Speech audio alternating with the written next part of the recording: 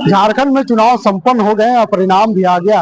अब तैयारी की जा रही है कि नए मंत्रिमंडल की गठन करने को लेकर। एक तरफ जहां मुख्यमंत्री हेमंत सोरेन दिल्ली गए हैं नई सरकार की खाका तैयार करने में, वहीं दूसरी तरफ इस समय राजद के प्रदेश कार्यालय में बस इस बात को उम्मीद किया जा रहा है कार्यकर्ताओं द्वारा कि जो प्रदेश नेतृत्व है इनको मंत्रिमंडल में शामिल करते हैं। हम वो तस्वीरें आपको दिखा रहे हैं, देख लीजिए राजद का प्रदेश कार्यालय है जहां पे तमाम कार्यकर्ता अपने अपने नेता के पक्ष में लॉबी मजबूत करते हुए नजर आ रहे हैं और ये कह रहे हैं कि मंत्रिमंडल में इस विधायक को शामिल किया जाए। लेकिन अब देखने वाली बात होगी कि प्रदेश नेतृत्व या केंद्रीय नेतृत्व इस पे फैसला सुनाती है और कौन मंत्रिमंडल में शामिल होते हैं। फिलहाल हम चलेंगे तमाम कार्यकर्ताओं के बीच में और जानने की कोशिश करेंगे, इनके दिल में घुसने और मन को टटोलने की कोशिश करेंगे कि आखिर ये चाहते क्या है। इस नेता को झारखंड में एक बार फिर से राजद के कोटे से मंत्री बनना और देखना चाहते हैं। सबसे पहले कहाँ से आए चाचा? मैं बोकारो से हूँ और प्रदेश का महासचिव भी हूँ। जी, क्या देख रहे हैं आपके तरफ? पार्टी ने तो 4 विधायक चुन करके आ गए हैं, क्या लगता है मंत्रिमंडल में किनको जगह मिल पाएगा? ये तो आला कमान के ऊपर है कि किनको मौका दिया जाए, लेकिन अगर आप व्यक्तिगत मत पूछेंगे तो संगठन के हित में, कार्यकर्ता के हित में, जनता और क्षेत्र के हित में संजय प्रसाद यादव से बेस्ट और कोई हो ही नहीं सकता हमारे दल में। वो चारों विधायक जो अभी चुन कर का है दी बेस्ट तो हैं ही, पहले भी थे और आज भी हैं। कार्यकर्ता का जितना ज्यादा सम्मान वो करते हैं, हमको नहीं लगता कि शायद पूरे झारखंड राजद में कोई और ऐसा नेता होगा। इसलिए अगर आप मेरी मत को पूछते हैं, प्रदेश महासचिव होने के नाते भी, कार्यकर्ता और नेता होने के नाते भी मैं कह सकता हूं कि Sanjay Prasad Yadav is the best. Sanjay Prasad Yadav Godda से चुनाव जीते हैं, इससे पहले भी चुनाव जीते थे, लेकिन कार्यकर्ताओं का यह मानना है कि संजय प्रसाद यादव एक ऐसे नेता हैं जो कार्यकर्ताओं के बीच में घिरे रहते हैं, कार्यकर्ताओं का सम्मान करते हैं। इससे पहले भी राजद के कोटे से मंत्री अगर कोई बने थे तो सुरेश पासवान बने थे, क्योंकि देवघर से चुनाव जीत कर आए थे और इस बार भी वो चुनाव जीते हैं। यही 2 नेताओं में ज्यादा संघर्ष चल रहा है, लेकिन ये फैसला केंद्रीय नेतृत्व करेगा कि किस को हेमंत सोरेन के मंत्रिमंडल में शामिल होना है। क्या कहेंगे? देखिए, अभी से पहले इससे पहले भी विधायक हमारे मंत्री बने थे राष्ट्रीय जनता दल के, लेकिन हम लोगों का पुराना अनुभव रहा है और हम लोगों के इलाके में घुसते तो थे, लेकिन राष्ट्रीय जनता दल को पता भी नहीं चलता था। हम लोगों को पेपर के माध्यम से पता चलता था कि हमारे इलाके में हमारे मंत्री आए हुए हैं। तो हमें वैसा मंत्री नहीं चाहिए, हमें वैसा मंत्री चाहिए जो सिर्फ और सिर्फ एक विधानसभा का न होकर पूरे जिला का ख्याल करे और हम लोगों का जब हम लोग फोन करें कम से कम किसी कार्य हेतु तो हमारा फोन उठाए और हमारी तकलीफों को और जनता की तकलीफों को सुनने का काम करे और हमारी बातों को बहुत ही कड़े ढंग से और निडरता से हम मंत्रालय में और अपने हेमंत सोरेन जी के सामने हम लोग के कार्यकर्ताओं की बातों को रखें। जैसे 20 सूत्री की मांग हुआ और भी जैसे प्रधान कार्यालय में बहुत सारा जगह होता है जो हर पोस्ट पर हम लोगों को भी जगह देने का काम करे। हम उस मुद्दे पर चर्चा करेंगे, लेकिन आप ये बता दीजिए कि इस मंत्रिमंडल में हेमंत सोरेन के सरकार में 5 साल आपके मंत्री थे सत्यानंद भोक्ता जी, अभी देख रहे थे प्रदेश कार्यालय में कार्यकर्ताओं के बीच में तस्वीर तो खिंचा रहे थे, सेल्फी ले रहे थे, लेकिन अगर 5 साल की बात की जाए तो 5 साल में उन्होंने कार्यकर्ताओं का दिल जीतने का काम किया। सर, यही सबसे बड़ा तकलीफ का कारण बना कि अगर वैसा वो कार्य किए होते तो हमको लगता है कि जहां पर वो ज्यादा मेहनत किए हैं वहां से हम लोग को हार का सामना नहीं करना पड़ता। जबकि क्षेत्र में अगर मेहनत किए रहते तो आज जो 4 का संख्या दिख रहा है, ये अगर हमको 7 सीट मिला था तो हम 7 सीट पर विजयी हुए होते हैं। 2019 के चुनाव की बात करें तो 2019 के चुनाव में राजद को भी उतना ही सीट मिला था जितना 2024 के चुनाव में मिला है। ऐसे में कह सकते हैं कि कहीं ना कहीं इस बार राजद ने ताकत दिखाने के काम किया है। उनके 4 विधायक क्षेत्र से चुनाव जीत करके रांची पहुंचे हैं।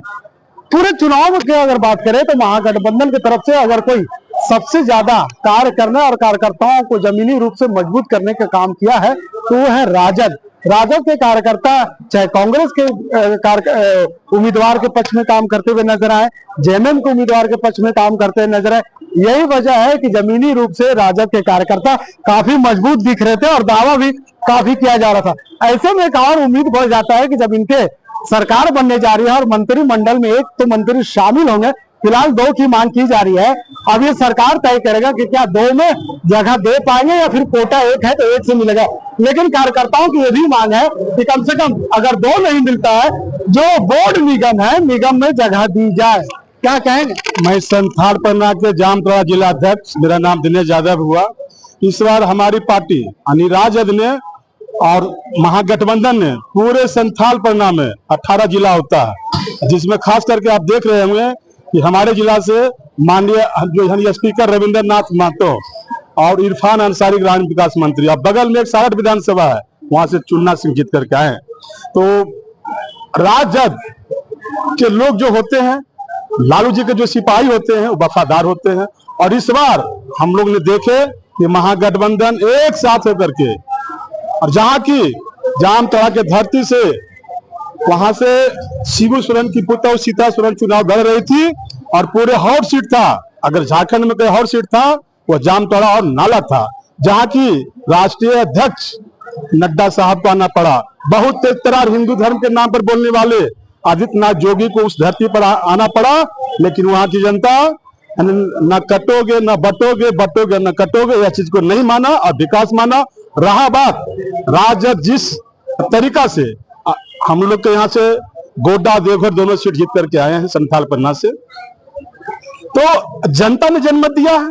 और हमारे राष्ट्रीय अध्यक्ष दलित गरीब जो गुरुआ के नेता हैं, वो साबित कर दिया। और खासकर तेजस्वी यादव जो आदरणीय हम लोग का नेता है, जामताड़ा नाला देवघर यानी एक मय कर दिए और नौजवानों को जो ऊर्जा भरे, उसी का देन है कि 18 सीट में मात्र 1 सीट पर जो है सिमट गया। वह भी खास करके मैं नाम लेना नहीं चाहता हूं, माननीय मंत्री गमछी ओढ़ के चलते थे और वैसे आदमी को जो है नकार दिया। जो आदमी ने लोकसभा में, आप सुनते होंगे कि बहुत बड़ा यहाँ के जो कि माइंड वाले हैं और बहुत बड़ा जनता विशेष है निशिकांत दुबे, वैसे आदमी को वह आदमी ने साथ देने का काम किया लोकसभा में। उसके विधानसभा से 42,000 से लीड किया। जो आदमी की हमारे संजय यादव ने उसको मुंहतोड़ जवाब दिया, संजय प्रसाद यादव ने मुंहतोड़ जवाब दिया। और बगल में सुरेश पासवान भी आता है, जहां से जीते देवघर एक दोनों गोड्डा लोकसभा में आता है। तो लोकसभा का बदला हम लोगों ने उनको इस बार विधानसभा में लिए संथाल। और रहा बात जहां मंत्री का, आदरणीय नेता हमारे जो है राष्ट्रीय नेता आदरणीय है न लालू जी हैं, हमारे सबों का नेता आज के डेट में आदरणीय तेजस्वी यादव जी हैं। और शीर्ष नेता जिनको भी मान लेगा, हम किन्हीं को नहीं कह रहे। हमारा काम है कि हमारा संगठन बढ़ा और आने वाला में दिन में बोर्ड निगम, जैसे अभी एक भाई साहब ने कहा कि हमारे एक मंत्री थे, एक दिन भी पूरे संथाल परगना की धरती पर जबकि कहीं घूमने नहीं गए, और खासकर कोयलांचल के धरती पर धनबाद हो चाहे बोकारो कहीं नहीं गए। और जिसका फल है कि ए बाबूजी लालू यादव का पार्टी का देन है कि अगर पार्टी से छल करोगे तो यही भुगतना पड़ेगा। देखिए, बीजेपी की चर्चा नहीं करते थे, लेकिन आपने जो चर्चा कर दिया, हम थोड़ा सा जिक्र कर देते हैं अपने दर्शकों को। हेमंता बिस्वा शर्मा का नाम आपने सुना होगा। लगातार पिछले 3 महीने से झारखंड के धरती पर, झारखंड के सरजमी पर बीजेपी को सींचने और बीजेपी को जिताने का दम भर रहे थे। लेकिन उन्होंने जब हुसैनाबाद में अपने चुनावी सभा को संबोधित कर रहे थे तो उन्होंने एक शब्द कहा था कि हुसैनाबाद को हुसैन से बदल देंगे और वहां पर नया नाम रख देंगे। लेकिन हुसैनाबाद की जनता ने इतिहास रच दिया और अपने प्रदेश अध्यक्ष का चुनाव इस तरीके से जिताया कि उनकी हवा उड़ गई। क्या कहेंगे? पहले तो सभी नवनिर्वाचित विधायकों को हार्दिक बधाई, शुभकामनाएं। मैं जितेंद्र नारायण यादव, प्रदेश महासचिव युवा राजद का, हम सभी विधायकों को बधाई देते हैं। और पिछला जो 5 साल का टर्म था, हमारे मंत्री थे भोक्ता जी, वो कड़वा अनुभव रहा हम लोगों के लिए। और हम आशा उम्मीद करते हैं कि ये जो 5 साल हमारे आने वाले हैं, झारखंड के लिए, राष्ट्रीय जनता दल के लिए, हर नेता के लिए, कार्यकर्ता के लिए सुखद भरा एहसास रहेगा। बता दिए ना विकल्प कौन है? देखिए, सभी खाटी राजद जीते हैं, खाटी ललटेनिया जीते हैं, इसमें कोई शक शुबा नहीं है। लेकिन हमसे अपना कार्यकर्ताओं का क्या मांग है? हम कार्यकर्ता है, हम कार्यकर्ता है और हमारे कार्यकर्ताओं के नेताओं की मांग है कि गोड्डा वाले संजय यादव अगर बनते हैं तो झंडा और बुलंद होगा, पार्टी और आगे बढ़ेगी। और साथ साथ मंत्री पद 1 नहीं 2 चाहिए। और साथ साथ पिछला बार हम लोग को ठगा गया गठबंधन में, इस बार ठगाएंगे नहीं। इस बार बोर्ड भी चाहिए, निगम भी चाहिए, उचित मान सम्मान चाहिए, तब सरकार चलेगा। तो मुख्यमंत्री हेमंत सोरेन जी सुन लीजिए, कार्यकर्ताओं की डिमांड है कि इस बार बोर्ड निगम भी चाहिए और कहीं ना कहीं 2 मंत्रालय चाहिए। हम आपको एक बता दे, थोड़ा सा जिक्र कर दे गोड्डा का। गोड्डा विधानसभा क्षेत्र, वहां से अमित मंडल चुनाव जीत करके आए थे पिछले बार, और इस बार भी हमने आपको गोड्डा का सीन दिखाया था कि किस तरह से गोड्डा में क्या खेल चल रहा है। तमाम कार्यकर्ता जो लहर के पीछे दौड़ते हुए नजर आए कि संजय कुमार यादव एक ऐसे नेता थे जो लहर के पीछे नहीं बल्कि कार्यकर्ताओं के डिमांड के पीछे चल रहे थे, और ये कहते हुए नजर आए थे कि हम इस बार चुनाव जीतेंगे। हुआ भी वही कि संजय यादव ने चुनाव जीत करके गोड्डा से इतिहास रच दिया। पिछले बार भी चुनाव जीते थे, क्योंकि गोड्डा एक ऐसा सरजमीन है जो बिहार से काफी करीब है, सटे हुए हैं। उसके बाद यही वजह है कि जो कार्यकर्ता चाहते हैं कि इस बार अगर मंत्रिमंडल में किन्हीं को अगर शामिल करने का नाम लिया जाए, कार्यकर्ताओं से राय ली जाए, अगर बहुमत दी जाए तो कार्यकर्ता संजय प्रसाद यादव को देंगे, क्योंकि हमेशा वो कार्यकर्ताओं से घिरे रहे हैं, कार्यकर्ताओं को मान सम्मान देने का काम किया है और सबसे ज्यादा तेजस्वी के करीब भी माने जाते हैं। तो ऐसे में 5 साल इन्होंने अनुभव देख लिया कि सरकार में मंत्री शामिल उन्होंने किस तरह से कार्यकर्ताओं को छलने का काम किया। खुद तो हवाई जहाज पर घूमे, लेकिन कार्यकर्ता चप्पल पर भी पहनने पर मजबूर नजर आए। हमारे राष्ट्रीय नेतृत्व से एक यह मांग है, सुझाव है कि आप जिससे भी बनाइएगा हम लोग मानेंगे, लेकिन हमारे झारखंड में 24 जिला है, 24 जिला अध्यक्षों को 24 के वरिष्ठ नेता पदाधिकारियों को बैठाकर एक रायशुमारी कर लिया जाए और जान लिया जाए कि लोगों के आत्मा में क्या है, दिल में क्या है। उसके बाद जिसको भी बनाइएगा हम लोग मानेंगे। चलिए 28 तारीख को तेजस्वी यादव सुबह 6 बजे रांची पहुंचेंगे, क्योंकि मुख्यमंत्री का शपथ समारोह भी है और उसमें शामिल होंगे। ऐसे में कार्यकर्ताओं का मांग है कि आने से पहले और आने के बाद एक बार कार्यकर्ताओं के बीच में मंथन कर लीजिए, उसके बाद सरकार में अपने प्रस्ताव है जो पत्र है वो सौंपने का काम करें। क्या कहेंगे, 28 तारीख को तेजस्वी यादव आ रहे हैं, क्या लग रहा है आपको? हाँ, उनको हम लोग हार्दिक स्वागत करते हैं और हम लोग उनसे मांग करेंगे कि हम लोग को 2 मंत्री पद दिया जाए झारखंड में राष्ट्रीय जनता दल को, और अपना राष्ट्रीय जनता दल का हम लोग मजबूती से। ठीक है, लेकिन अगर सरकार बोली एगो देंगे तब किसका चाहते हैं, कौन बने मंत्री? अगर एगो देगी तो हम लोग संजय प्रसाद यादव को चाहेंगे। चलिए, तो राय था, सभी कार्यकर्ताओं के राय है और राय यही निकल के सामने आ रहा है कि जितने भी कार्यकर्ता यहाँ पे पहुंचे हैं सभी की यह मांग है, सभी का डिमांड है इस बार अगर मंत्रिमंडल में कोई नेता को शामिल किया जाए तो उसमें सबसे पहला नाम संजय प्रसाद यादव का आ रहा है। अंतिम दे दीजिए, क्या लग रहा है आपको कि मंत्रिमंडल में आपके केंद्रीय नेतृत्व आपकी डिमांड को पूरा कर पाएंगे? हाँ, बिल्कुल पूरा करेगी, पूरा करना भी चाहिए, क्योंकि राष्ट्रीय जनता दल के जो भी कार्यकर्ता और नेता हैं वो जिनका भी डिमांड किया जा रहा है, जिनका बात हम लोग अभी कर रहे हैं, वो बिल्कुल ग्रास रूट लेवल के नेता हैं और बिल्कुल जड़ से जुड़े हुए हैं और एक एक कार्यकर्ता को बाय नेम बाय फेस पहचानने वाले और जानने मानने वाले लोग हैं। इसलिए कोई शक शुबा नहीं है कि वैसे नेता को अगर नहीं मंत्रालय मिलता और काम करने का समय नहीं दिया जाए तो हमारे लिए भी दुखद होगा और हमारे तो बात ठीक है, मंत्रालय भी क्या कुछ चॉइस है क्या? क्या मंत्रालय मिलना चाहिए? नहीं, ऐसा कुछ नहीं है, मंत्रालय कुछ खास ऐसा चॉइस नहीं है, लेकिन हाँ जो भी मंत्रालय मिले कम से कम पार्टी के कार्यकर्ताओं को और पार्टी के हित को देखते हुए, ध्यान में रखते हुए मिलना चाहिए। आपके प्रदेश कार्यालय में महासचिव भोला सिंह जी मौजूद हैं, प्रदेश प्रभारी और पूर्व मंत्री जयप्रकाश नारायण जी मौजूद हैं, प्रदेश अध्यक्ष मौजूद है, पूर्व मंत्री मौजूद है। बैठकों का दौर सुबह से जारी है। क्या लग रहा है कि आपके कार्यकर्ताओं के बीच में जब तमाम नेता बैठक कर रहे थे, रायशुमारी ले रहे थे, तो उनके बीच में आप अपना मंतव्य को रखा?